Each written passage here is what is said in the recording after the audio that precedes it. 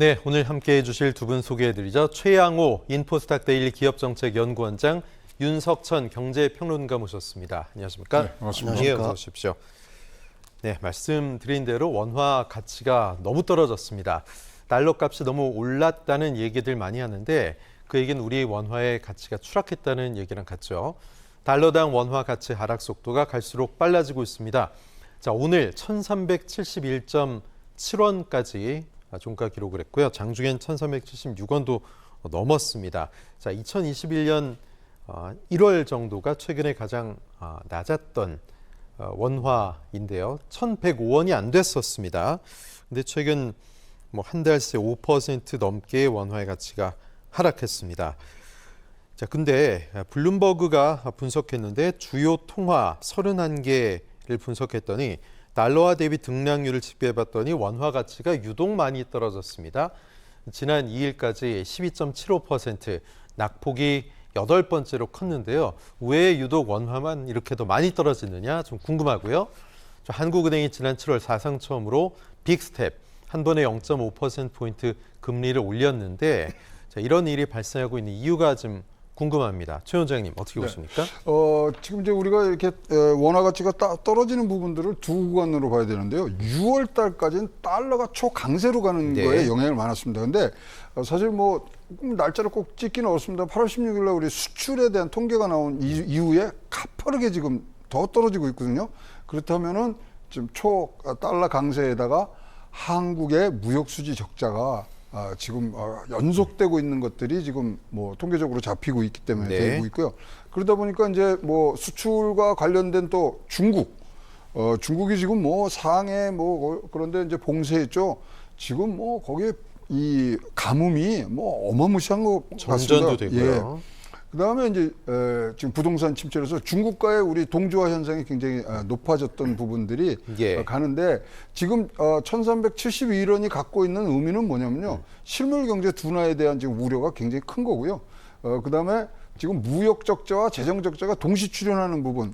따라서 지금 과거부터 우리가 얘기한 게 환율 1300이 되면 무조건 언론의 헤드라인은 뭐가 나면 경제 위기인가 이렇게 나왔어요. 그게 왜 그러냐면 1997년 2001년 닷컴 버블, 그다음에 2009년 금융위기 때 다 1,400원을 넘기면서부터 시작을 했거든요. 그때와 지금은 이제 조금 차이가 있는 여러 가지 요소들은 있습니다만은 그러한 이유, 지금 결정적인 이유가 한국 무역 수지의 이제 부분인데요. 무역 수지하고 원화 가치하고의 상관관계는 어떻게 되냐면요. 0.9예요. 그러니까 무역 수지가 적자가 나면은 원화 가치가 0.9 정도가 지금 빠지는 부분들이 제일 뼈아픈 부분으로 지금 보고 있습니다. 예, 지금 중국과의 연관성도 말씀하셨는데 위안화와의 관계 때려야 뗄 수가 없죠. 원화는 위안화 흐름에 좀 연동되는 그런 경향이 있는데 위안화 가치도 역시 떨어지고 있습니다. 그런데 우리 원화의 하락폭이 더 큰데요. 자, 왜 그렇습니까, 윤 평론가님? 일단은 한 서너 가지로 그 원인은 좀 짚어볼 수 있을 것 같아요. 사실 위안화 같은 경우도 중국도 이제 경기 둔화의 어떤 우려 때문에 사실 미국만큼 긴축을 못하고 약간 통화 완화적 방침으로 가고 있어요. 당연히 이제 위안화도 약세가 될 수밖에 없겠죠. 근데 이제 앞에서 최 원장님이 설명을 하셨듯이 한국은 이제 대외 의존도가 굉장히 큽니다. 여기에 이제 무역 적자가 어떻게 보면 직격탄을 때린 거고요. 특히 무역 적자는 대중국 무역 적자가 발생했다는 게 굉장히 큰 의미가 있는 거예요. 따라서 위안화보다 더 하락으로 갈 수밖에 없는 거가 있는 거고요. 두 번째 원인은 아까도 말씀드렸듯이 중국보다도 우리나라가 대외 의존도가 더 큰 경제 구조입니다. 따라서 이제 세계 경제의 어떤 둔화 가능성, 이걸 갖다가 한국이 먼저 받아들인다는 그 어떤 개념 자체가 있어요. 사실 한국 경제는 그 탄광 속의 카나리아라는 말을 자주 합니다. 어떤 의미입니까? 이게 탄광 속에 이제 옛날에 그 독가스들을 갖다가 그 감지하기 위해서 카나리아를 데리고 갔거든요. 이 카나리아가 제일 먼저 그걸 감지를 한다고 그래요. 그러니까 세계 경제가 둔화의 어떤 가능성 조짐을 보이면은 한국 경제가 제일 먼저 반응을 한다는 의미에서 그렇습니다. 반대로 세계 경제가 좀 좋아질 것 같다면 한국 경제가 먼저 좋아지는 경우가 있어요. 그러니까 한국 경제가 무역 적자가 이렇게 심화되고 대중국 적자가 생각보다 좀 강하게 발생하는 경향들, 이게 결국 이제 세계 경제의 둔화 가능성을 얘기하는 거고, 그러다 보니까 이제 한국 경제가 먼저 반응을 하니까 사실은 이제 그 원화 가치가 더 약세가 되는 측면이 있는 거고요. 세 번째로는 이제 그 중국에 비해서 우리나라의 어떤 자본 시장이 훨씬 더 개방이 되지 않았습니까? 예. 따라서 이제 미국, 중국 같은 경우에는 사실 그 위안화에 같은 어떤 통제, 그러니까 환율의 어떤 통제를 갖다 정부가 어느 정도 하는 측면이 있는데 한국 같은 경우는 거의 불가능하다고 얘기할 수가 있죠. 따라서 뭐 이런 말도 하지 않습니까? 한국의 금융시장은 외국인의 ATM이다. 그러니까 쉽게 돈을 빼가고 쉽게 돈이 들어오기도 하지만 쉽게 또 돈을 빼가는 창구가 되기도 하거든요. 이런 이제 몇 가지 원인들이 같이 얽혀서 사실은 위안화 약세보다도 한국 원화 약세가 두드러진 측면이 있다라고 얘기할 수가 있겠죠. 환율 시장도 불안하고 국내외 경기도 참 걱정스러운데 한국은행 총재의 발언은 어땠을까요? 들어보시죠. 지난 28일에는 이창용 총재 원화 가치 하락에도 불구하고 위기는 없을 거다 낙관적인 얘기를 했고요. 오늘은 그 전엔 원화의 가치가 더 떨어졌다. 달러 대비 원화 하락의 판단은 어떤 기간을 보느냐에 따라 다르다 이렇게 얘기를 했는데 자, 윤 평론가님, 이 기간이 그럼 어떤 기간이 좀 다르다는 얘기인지 저 발언이 좀 문제가 없는지 궁금하네요. 제가 생각하기에는 약간의 문제는 있다라고 봅니다. 어떤 사실 부분이요? 이제 지금처럼 1370원을 돌파한 게 1998년 IMF 위기 때랑 2008년 금융위기 때였거든요. 그때는 원인이 뚜렷했죠. 그렇죠. 그래서 그 원인이 해소가 되니까 금방 원달러 환율이 하락, 다시 말해서 원화 가치가 다시 회복이 됐었습니다. 근데 지금은 굉장히 꾸준하게 그 달러가 강세가 이어지고 있는 거예요. 원화 약세 기조가 꾸준하게 굉장히 이어지고 있다는 겁니다. 이게 이제 근본적인 이유는 뭐냐면은 달러의 흐름 자체가 완전히 바뀌고 있다는 걸 갖다가 굉장히 주목을 하셔야 돼요. 그 과거에는 20세기 전반, 그러니까 2008년 금융위기 전반까지만 해도 미국은 달러를 갖다가 어떻게 풀었나요? 그러니까 중동에서는 오일을 수입하면서 달러를 전 세계에 풀었고, 또 아시아에서는 공산품을 갖다가 수입하면서 달러를 풀었습니다. 근데 이게 두 개 다가 지금 다 막히고 있는 거예요. 무슨 말이냐면은 미국 같은 경우는 에너지 독립국을 넘어서 에너지를 수출하고 있습니다. 과거에는 달러를 풀면서 에너지를 사왔지만은 지금은 달러를 흡수하고 있는 거예요. 또 아시아를 통해서 공산품을 수입했지만 지금 미국의 바이든 행정부, 트럼프 행정부가 주창하는 게 뭐예요? 메이드 인 아메리카 아닙니까? 미국 자체 생산을 굉장히 강조하고 있는 거거든요. 전기차 보조금도 이번에 그런 기조고요. 그렇습니다. 그래서 과거에는 달러를 바깥으로 미국 이외로 풀었다라고 하면은 이게 지금 시장은 역전이 돼가지고 지금 미국으로 자꾸 달러를 불러들이고 있는 겁니다. 이거는 그래서 어떻게 봐야 되냐면은 굉장히 기저적인 현상으로 봐야 되는 거예요. 과거처럼 뭐 환율이 단기간에 안정을 보이면서 원화 가치가 상승할 거라는 기대는 제가 보기에는 약간 난망한 것 같고요. 따라서 이게 과거와 비교해서 지금 뭐 그 원화 가치의 어떤 안정성이 도모가 될 거다라고 이렇게 마냥 낙관적으로 보는 거는 좀 무리가 있는 것 같고요. 따라서 뭐 조금 더 이렇게 얘기하면 뭐하지만은 하늘 입장에서는 사실은 그나마라도 좀 금리 가용성을 좀 확보를 해서 원화 가치를 갖다가 하락을 갖다가 방어하는 수단으로 좀 삼아야 될 것 같습니다. 다시 좀 쉽게 풀어서 설명을 하면은 좀 무리가 있더라도 금리를 갖다가 좀 많이 좀 생각보다 조금 높여 올려서 나중에 어떤 이런 어떤 그 원달러 환율이 굉장히 불안하고 이런 측면에 어떻게 보게 되면 그런 어떤 방어 역할을 갖다 할 수 있는 충분한 금리 가용성을 확보하는 게 하늘이 먼저 해야 될 일 아닌가 이렇게 생각합니다. 지금 정부가 너무 낙관적으로 보는 게 아니냐라는 말씀인데 한은 총재 외 추경호 경제부총리도 지금 대외 건전성 지표들은 큰 변화가 없고 안정적이다. 역시 이렇게 낙관적으로 보고 있습니다. 7월 이후에 국가신용 위험도 지표가 좋아지고 있다고 말하고 있는데 환율은 고삐 풀린 것처럼 지금 올라가고 있는데 건전성이 문제가 없다는 말, 글쎄요. 국민들은 조금 걱정스러울 수 있습니다. 지금 안일하게 지나치게 낙관적으로 보는 거 아니냐 이런 걱정이 있는데요. 최 원장님 어떻게 보십니까? 이게요. 지금 사실 그럼 이제 달러가 부족해야 되잖아요. 근데 달러 부족 현상은 조금 다른 때 위기들보다는 좀 완화돼 있어요. 왜냐하면 유동성 차원에서는 달러가 굉장히 많고요. 또 지금 미국에서는 또 IRA 법으로 해서 이제 달러 풀라 그러니까 수급적 이슈가 없는 거지. 지금 무슨 펀더멘탈이 좋아지고 뭐 우리가 생각하는 이거 경기 침체에 안 들어가 이건 아니거든요. 따라서 지금 이제 굉장히 긴박하고 이 위기 의식을 가져야 되는데 좀 안일한 부분들이 지금 나타나서 굉장히 지금 걱정이 되고요. 지금 해야 될 일은 저는 세 가지라고 보입니다. 오늘 이 방송은 제가 꼭 우리 이창용 총재, 추경호 부총리, 그다음에 윤석열 대통령까지도 이 부분 꼭 봐주셨으면 좋겠어요. 금리 인상 긴급회의를 하더라도 해야 됩니다. 왜냐하면 우리가 9월 달에 없어요. 그리고 10월 14일까지입니다. 근데 9월 21일 날 미국이 금리를 지금 75bp 올린다면요. 이 환율의 높은 고환율은 계속 2달간을 가는 거예요. 고환율은 만병의 원인입니다. 예. 이거를 빨리 잡지 않으면 안 되거든요. 그래서 임시회의를 열어서라도 금리 인상을 맞춰서 가는 부분들로 아까 윤석열 평론가가 지적했듯이 같이 쫓아가 줘야 되는 부분들이 있고요.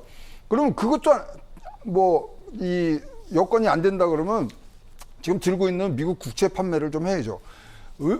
그러면 이제 달러들이 들어오는데 지금 국채 판매를 못 하고 있는 거는 금리가 올라가다 보니까 국채가 떨어져서 지금 이거를 관리하시는 분들이 벌벌 떨면서 손실을 보면서 못 팔고 있거든요. 네. 이거 팔게 해줘야 되고요. 추석 전에라도 물가를 안정시킨다는 마음이 있다면 고환율을 잡아야 되기 때문에 심지어는 대통령께서 헌법 76조에 지금 들어가 있는 긴급 재정 명령권을 쓰셔야 된다고 생각을 합니다. 그러니까 환율뿐만 아니라 외환에 대한 수급에 있어서의 실수요로 제한을 하는 부분까지도 빠르게 조치를 안 하면 지금 2달이라는 미국과의 금리 올리는 시기가 지금 네. 엇박자가 나는 부분 동안에 오롯이 다 맞아야 되거든요. 그럼 물가 잡기가 너무 힘들어집니다. 그래서 세 가지를 조금 대통령뿐만 아니라 정책 담당자들이 틀린 말이 전혀 아니라고 저는 생각을 하기 때문에 이것들로 해서 시장의 심리적 안정감을 빠르게 주면 줄수록 굉장히 좋은 효과가 날 수 있는 정책 세 가지를 말씀드렸다고 저는 생각하고 있습니다. 예, 이 방송 좀 고위 정부 관계자 세 분 꼭 보셔야 될 것 같고요. 연준이 사실은 지금 빅스텝, 자이언트 스텝까지 하고 있는데 우리는 약간 좀 따라서 올리는, 어쩔 수 없이 따라서 올리는 그런 모양새인데 선제적으로 0.75%포인트 올려야 된다 이런 말씀이시죠. 그렇게 그렇죠. 되면 지금 1,400원 얘기까지 나오고 있는데 그런 문제는 안 발생할 거라고 보십니까? 1,400은 넘어가면은 굉장히 심리적으로 불안한 거예요. 아까도 얘기했지만 1,300 넘으면 경제 위기를 항상 겪은 그런 조짐이 나타나는데 1,400을 넘으면 시장이 너무나 불안해집니다. 거기다가 지금 이렇게 달러가 강세가 되고 수입 물가가 오르고 원화 가치가 1% 떨어지면요. 물가는 1% 떨어지면 0.1% 지금 올라가게 돼 있거든요. 수입 물가는 2% 이상 올라갑니다. 그렇다면 지금 병의 근원인 물가 잡고 고환율 잡고 할 수 있는 부분들에 있어서 선제적으로 해야지. 지금 사실 한 3, 4차례 지금 구두 개입이 있었습니다. 환율 시장에. 안 먹잖아요. 그렇다면 이거는 결단을 내리셔서 진행을 해야 되는 부분들이 있고요. 이거에 따른 분명히 또 피해를 보시는 분들이 있을 겁니다. 그럼 피해를 보시는 분들은 피해를 또 막아주는 다른 방법으로 해야지 환율 전체에 대해서 조그마한 피해를 지금 감수하는 듯 국민들을 설득하는 과정들을 꼭 갖고 갔으면 좋겠습니다. 예, 또 하나 짚어볼 점은 외환 보유고는 지금 풍부하다고 하죠. 외환 당국이 환율 방어를 위해서 외화 비상금이 외환 보유액을 뽑아 쓰는 비중이 늘고 있다는 사실입니다. 원화값 하락을 좀 방어하는 데 쓰는 돈이 갈수록 늘고 있다는 건데 이건 어떤 부정적인 영향은 없는지 궁금하네요. 어떻게 보세요? 원화 방어를 위해서 달러를 자꾸 푸는 거는 장기적으로 봐가지고는 그렇게 좋은 정책이라고 얘기할 수는 없겠죠. 하지만 지금 이렇게 좀 쓴다고 해서 한국이 과거처럼 1998년, 97년처럼 IMF 외환위기처럼 외환위기를 겪는다고 하는 거는 이제는 사실 상상할 수 없습니다. 한국 경제의 체력이 그만큼 커졌기 때문에 특히 금융권이라든지 이쪽에 어떤 단기 차입금 규모라든지 이런 것들도 굉장히 적고요. 상대적으로 좀 건강한 측면은 분명히 있습니다. 하지만 중요한 건 뭐냐면은 결국은 이제 원화 가치가 다른 주요 통화국 대비해서 굉장히 급락을 하는 양상 자체는 한국 경제의 모습 자체가 결코 외국에서 보는 것이 건강하지 않다.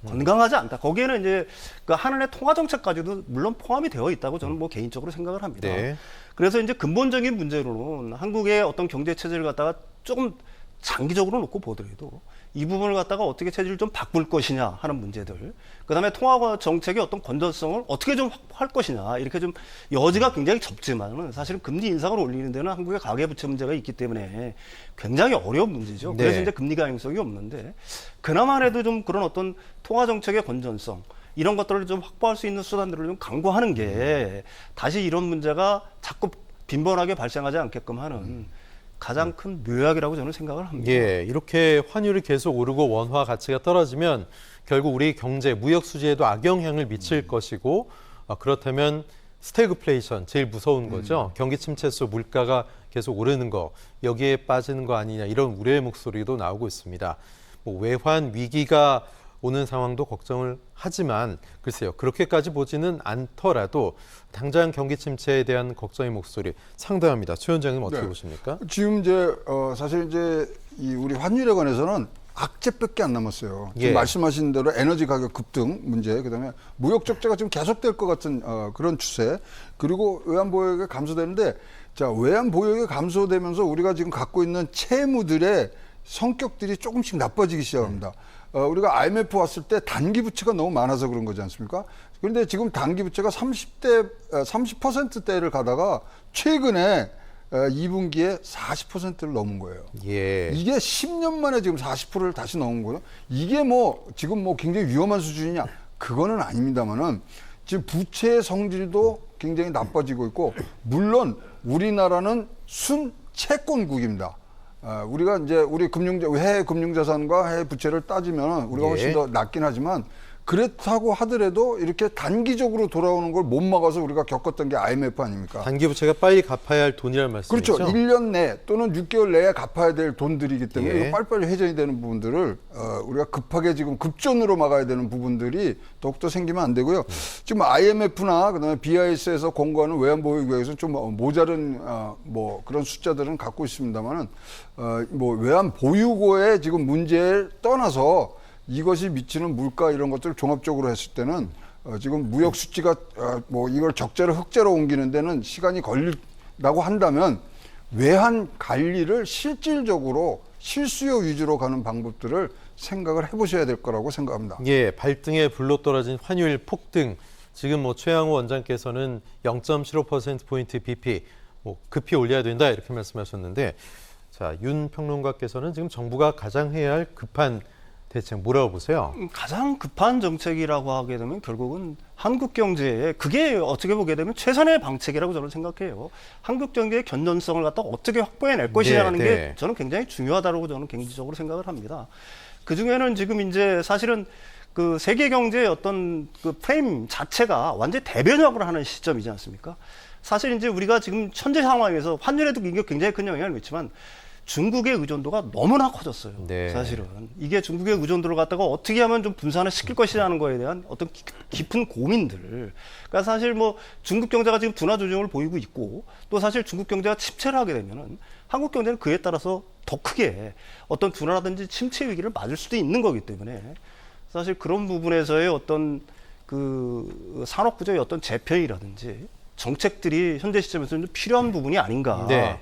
그렇게 생각을 합니다. 예, 미국은 당분간 뭐 인플레이션을 잡기 위해서 계속해서 금리 인상을 하겠다는 방침입니다.